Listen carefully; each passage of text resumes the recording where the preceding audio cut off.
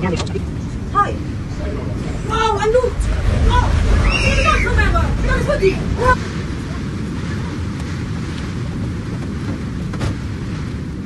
At least 2 people were killed as a tornado swept through a village in Baoding City, North China's Hebei province, destroying multiple houses, local media Hebei Daily reported on Wednesday. On July 23, 2021, Hebei province in eastern China was hit by the largest tornado outbreak in more than 10 years. At least 10 tornadoes have been reported.